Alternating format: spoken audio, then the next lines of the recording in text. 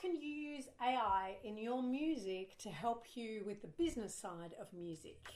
I'm Zarafina Zara and I'm here to help you today a little bit with AI and having a manager in your pocket. I had a friend who I was trying to introduce to AI. I have a disclaimer, I use Claude mainly, but I'll use whatever happens to be lying around. The reason I use Claude is it has a lower environmental impact on the world. So I was speaking to this girlfriend and she said, okay, I said, what's a problem that you have? And she said, okay, I have an older release that I'd like to release, but I'm not particularly proud of it because it doesn't reflect the work that I have right now and where I'm at.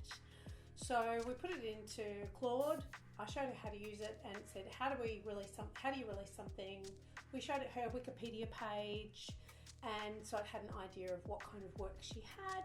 And it came up with all this great idea to say, well, this is a From the Vaults release, and this helps your fans to recognise what kind of pathway you've taken. And although it's not your most recent work, it's how it's led you to your more recent work, which I think really helped contextualise it for her as well. Then she said, okay, can you write a release? She meant like a release for fans, sort of a Facebook release, and it gave her a press release. So it gave her a press release. She said, no, that's not what I need. And I said, great, then let's just say that what we need is something for fans to make it easy.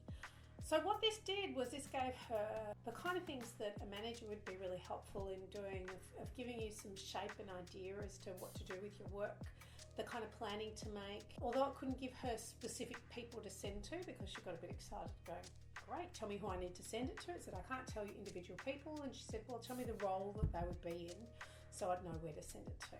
I know that as a musician, we never get in the music industry to go, I really want to be involved in the business side of it. We had a period where we thought people from the record company would do that work for us, and that comes with a lot of strings attached. I know people who had albums that they'd worked on for 2 years not released because they were with a record company that someone was excited about their work and then someone wasn't excited about their work. So you have more of this control, but to give you some freedom to spend the time or spend more of your time and energy on crafting your work, which is the place that you love, and getting some help. So some of the prompts can be, you're a top level music industry marketer or manager, or you can use some of those prompts. I think AI is a little bit more sophisticated now. We used Claude, but as I said, I have no affiliation with Claude. So you might want to try a few different things. So you might want to try a few of the different AIs to see what kind of speaks to you the best. And yes, writing some press releases. Just being aware too, just the caveat that AI can hallucinate.